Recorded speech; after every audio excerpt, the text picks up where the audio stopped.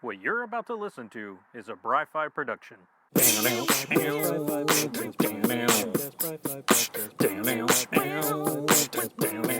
Comic book reviews.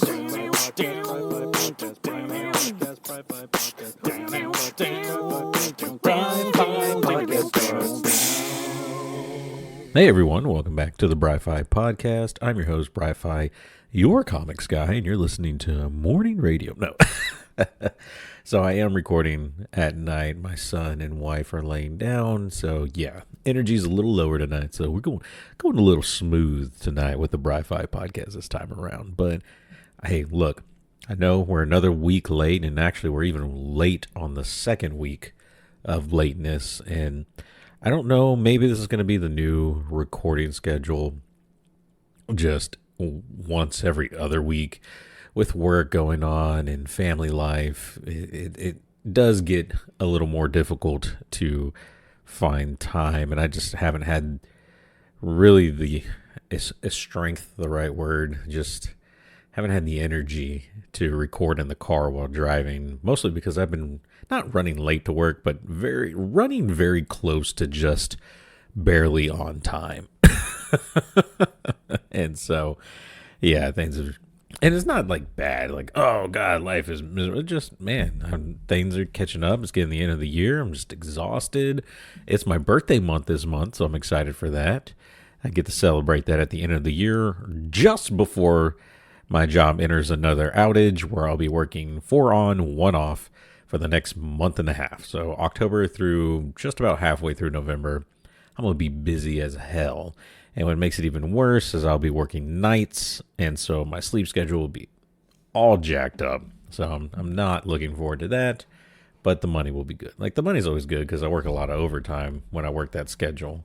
So yay for that. Maybe we'll get some new recording equipment, or who knows what we'll do.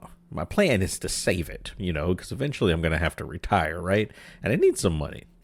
That, and I have a Pokemon card addiction that needs more funding because it's now branched off into baseball. And man, I was eyeing some football cards the other day, and I know I can't. I know I shouldn't. But like, now I get how, like, why they say, like, weed is a gateway drug. And I don't agree with it, but I get why they say it because, I started with Pokemon. It's like low level stuff. It's cute. Like, there's some really good stuff out there, but for the most part, it just gives you a nice little buzz.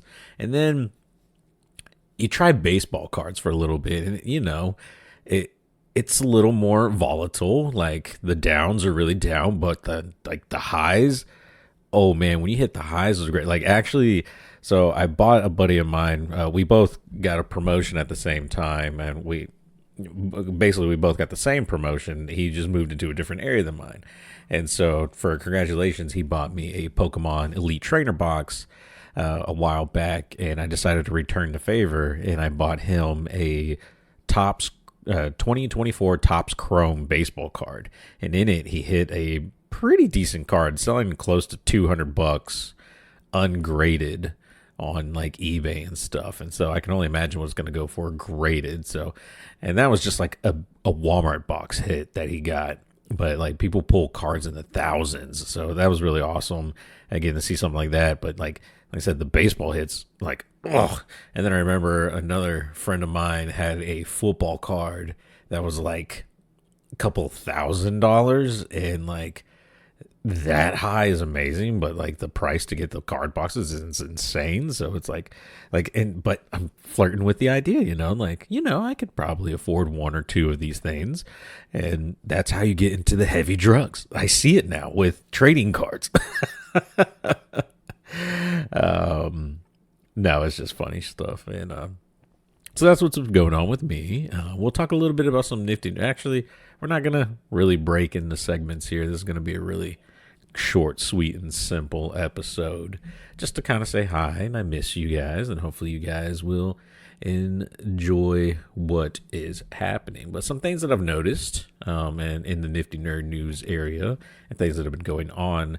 So one of the funnier things with Deadpool Wolverine, not really spoilers, this is just in the opening act, but there's a neat little Easter egg with the skull, dead adamantium skull of Logan.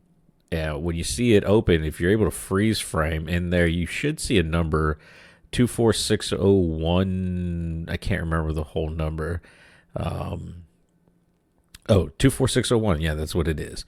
And if you are a friend of Hugh, or if you are a fan of Hugh Jackman and his movies, that number might ring a bell because it is his character Jean Valjean in Les Miserables, and that was like his prison number when he was imprisoned. So I thought it was really funny. That's a cool little Easter egg for Hugh Jackman that I thought was really neat. And I'm sure there's going to be way more Easter eggs that pop. Like that one flew right past me. Even though it's like in slow motion, it zooms in, it's all freeze framed and stuff. Still flew right past me. We have gotten some first looks of the characters of the Fantastic Four on the movie set. One of the big things that was showing up is that the Thing on the movie set looks almost all prosthetic. He's very tactile, very real. I'm sure they're going to add CGI over it. But as far as filming goes, they are using a real suit and a person inside that suit, which is really awesome and really cool. And I'm excited to see how that plays out. Talking about live action movies, it looks like we've gotten an update. I didn't even know this was a thing to begin with.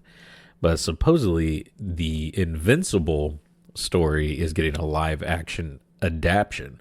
Of course, if you know comic books or maybe cartoons, Invincible is Robert Kirkman's superhero take, where it's a very, it's a really cool take on superheroes. You know, a kid gets powers and things aren't exactly Superman, right? Like, I mean, he has the strength of Superman, but maybe not what's the word I'm looking for? Like, he's really got to learn. Like, he's got to learn how to pull his punches and stuff. Because he in the comic books, I think it happens in the cartoon too. He like legit kills someone because he punches straight through them because he doesn't know how to control his powers and stuff. And then like things really go off the rails. Ooh, excuse me, I got the chills with Invincible. With his father and alien background and other aliens and love and stuff. I mean, there's a lot of fresh takes on it. There's a lot of gruesome takes on it. But it's a very interesting and cool story. I've read the comic book that I really enjoyed. The animated adaptation is good, but I haven't really watched much of it. I've watched a couple of episodes. But supposedly there's a live action movie adaptation, which I don't know. I feel like the animated adaptation should be good enough. I think trying to fit Invincible into a movie, can work with the right storyline, but a part of me is like, why? I guess you're trying to capitalize on what Marvel and DC are doing, which I understand. And Robert Kirkman loves to capitalize on things. Look what he's doing with The Walking Dead. He's literally remaking The Walking Dead issue by issue, page by page, panel by panel, just now in color and selling it for more money. And people are, to my knowledge, still eating that shit up. So, live action Invincible is happening because money. Money. I've been seeing trailers for Marvel TV's Agatha all along, and it looks really interesting, man. Seeing Aubrey Plaza play a role in that, and like she has like the spooky witch queen thing going on like in normal life. So seeing her just seeing April Ludgate is really all I want. But with Agatha all along, looks really cool. I'm shocked, not shocked, but like pleasantly surprised by how interesting this looks to me. And I can't wait to check it out when it comes out. We talked about that. And I guess the last thing that we'll talk about today, something really, really weird that I came across from comicbookresources.com. Apparently, apparently Nintendo owns the right to the Super Mario Brothers porn parody. And I don't know how to live my life with that. So the porn in question is called Super Hornio Brother. Like saying it just sounds nuts, man. And like this isn't like a new thing. Well, like Mario porn, of course, isn't a new thing, but like, well, I think companies owning porn parodies of their stuff is not normal, but like we have like Batman Triple X and like these. I mean, look, if you've been on any porn site, you know there are superhero porns. I mean, look, Rule 34 is a thing, and if you need to look that up, don't do it on company Wi-Fi. But I just how does this happen? Like, I mean, I get it. Like with Robert Kirkman, Nintendo loves their money. And I like, why would Nintendo do this? Like, what's in it for them? Maybe is it because they can control like what gets, I mean, like we all know Nintendo's like super protective, super overbearing with its intellectual property. Hell, we've talked about how recently Nintendo's gonna figure out how to crack down on the Rule 34 things of their properties and try to keep people from making money off of, or like making sexual content of their IPs. But maybe it's because, you know, they're in the game, man. They have a porn parody. Maybe they're planning a new porn. Like, could you imagine the production value and just what Nintendo now could bring to the porn, you know, like the industry? If you, like, I mean, look what they did with the Mario Brothers movie. Look how amazing that is. Now let them all just fuck. Like, oh man, no, it's I don't know. That just captures my, not even captures my, I don't have to capture the imagination. It's real. I'm looking at an article that talks about it. Super Hornio Brother. Bow chicka wow. Bow chicka yahoo. I don't know what the fuck. I'm sorry. It's late, guys. My brain's not all there. But yeah, that's it for the nifty nerd news. Last thing that we'll talk about just a little bit, man. I've been playing the shit out of the Division 2, a new manhunt. So, like, in the game, they have these things that are like called, like, they're events basically. And they call them manhunts because you're trying to locate a special character who's like the main villain of this event or whatever, and you have to do a bunch of tasks to unlock the person so that you can go and fight them. And, you know, there's a story built around it. Well, this most recent event revolves around and this will be spoilers if you've never played the game, but the event revolves around a main villain from the first game who has made an appearance here in the second game with some downloadable content, but we thought we killed him. As it turns out, we did not, because holograms are a thing that exists within this universe, and the hologram is somehow what we actually kill. I don't know, because even within the lore of this universe, the holograms don't work that way. I think it's just lazy writing, but you know what? They're trying to do something new. I think it's interesting with the story that they're trying to take with the Division. If you don't know too much about the Division, the quick Cliff Notes version of it is essentially someone weaponized COVID-19. Now, this all came out before COVID-19. I'm just saying it because I want you to remember what things were like in New York City with COVID-19, and that's literally what this game predicted.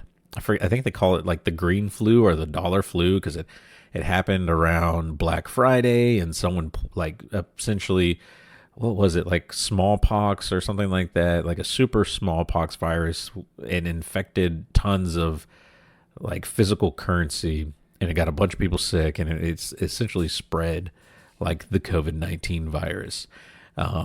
World goes into chaos, the city gets quarantined and shut down, and the government has a secret program called the Division, which is a bunch of like sleeper agents that are kind of hidden within your community and stuff that get activated to restore civilization.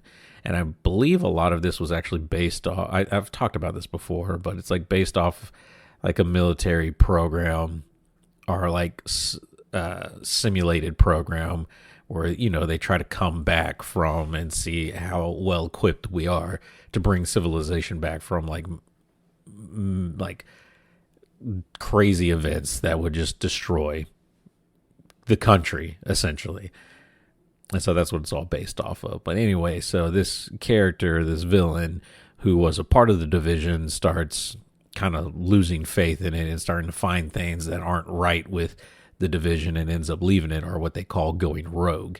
Now, the game depicts rogue agents as the bad guys. Like, you know, they've gone rogue, they've left the program, and they're actively trying to prevent what the division is trying to do, which is save humanity or save civilization.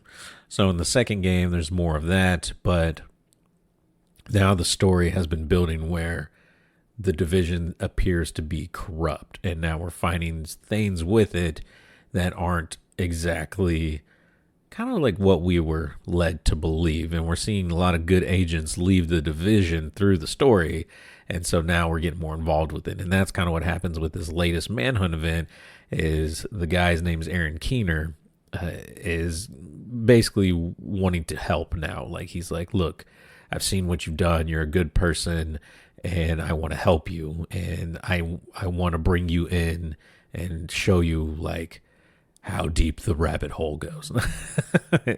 And so like that's kind of where it's going. I like that spin on it. I think bringing this guy back or having a downloadable content where we killed this guy was not the right idea. Like, you could have brought him back, but we killed him.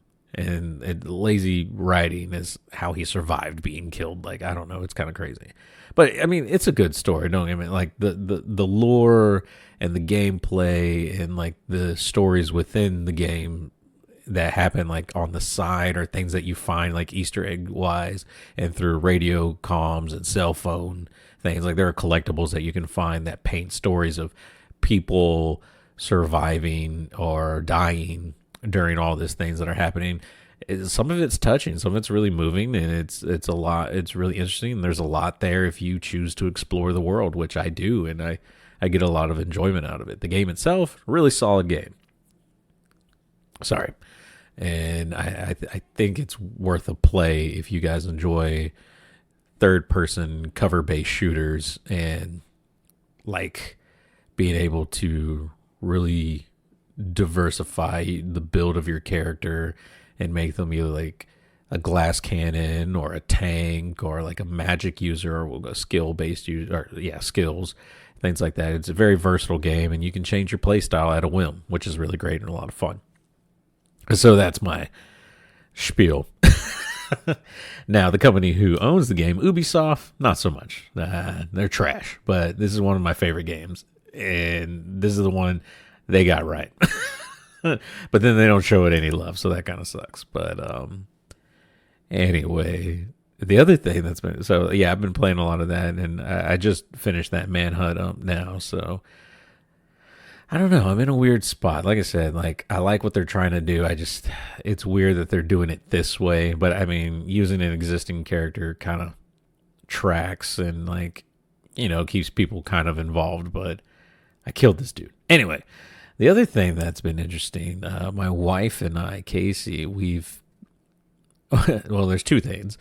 So the first thing is she and I have been reading through A Court of Thorns and Roses, which is the fairy sex book that you've been probably hearing about on TikTok or in friend groups and things like that. My wife has read, I think, 3 or 4 books. Can't remember how many are out right now. And she has convinced me to sit down and read it with her, which, you know, I have. And it's been actually kind of fun and really enjoyable. I will say it feels like someone was watching our read Beauty and the Beast and then was like, but what if they boned? Like, and that, like, we're not there yet. We're like 20 chapters in, and the sexual tension is building a lot. So I'm kind of excited for that. But I will say the world building of this book, A Court of Thorns and Roses, is pretty good. Like, it's really interesting. And I'm curious to see where it goes, because I know there are multiple books. So I know it's not going to be a very satisfying ending. It's going to drive me to want to read the next one. And it's interesting. Like, I thought at first that I was going to just kind of force myself to sit through this, but I'm actually really interested in it. So we'll see where that goes. The other thing that Casey and I are planning on doing, but it hasn't started yet, is she's been really into watching these TikToks where people are playing Fortnite, but as My Hero Academia characters. And that's because she's really into My Hero Academia fan fiction. And that fan fiction usually involves sexual stuff. But she's been really tickled by what they've been doing on Fortnite. And so it's gotten her interested on playing Fortnite. And so we're going to do that. And thankfully, Fortnite is free to play. However, an Xbox Live account is not. So what I've decided to do is, one, we have it for one of the Xboxes. I have two, but I'm not going to make another character or another like online profile and pay more money. Fuck that. So she'll play on the Xbox, and I just downloaded it for the PC. Now, my PC is, yes, technically a gaming PC. However, it is not the most powerful gaming PC. So we're going to see how that works. And the way that the screens are set up, we will literally be playing side by side. We plan on streaming this, recording it so we can put it on YouTube and see how it goes. Because last I checked, she's not the best at shooters. And I am awful at Fortnite, especially with the building aspect, which I think we will not be. We'll be playing with no building. So that it'll be just a straight battle royale style game. So hopefully a little easier on me, which means I can protect her a little easier. And it should be a bit of an easier learning curve for her if she only has to worry about shooting and killing people. So we'll see. Maybe we'll bring in the aspect of building later. Or maybe she'll get really frustrated with the game because she's very competitive and not want to play ever again. I don't know. We'll have to see. But I'm excited to bring that to the table and see how that plays out. Oh, also, I just uploaded a new gameplay highlight video. I was back on BattleBit Remastered. And if you know anything about me playing BattleBit Remastered, I suck at it and die a lot. And most of the highlights are just interesting and stupid ways that I've gotten killed in this game because my highlights are really lowlights. But anyway, that's all that I got for you guys today. Thanks for sitting around and listening for the last 22 minutes. Hope you guys enjoy the rest of your weekend, and we will see you either next week or sometime the week after. I don't know, as soon as I can record again. Anyway, that's all that I got. Thank you guys. Bry-Fy out.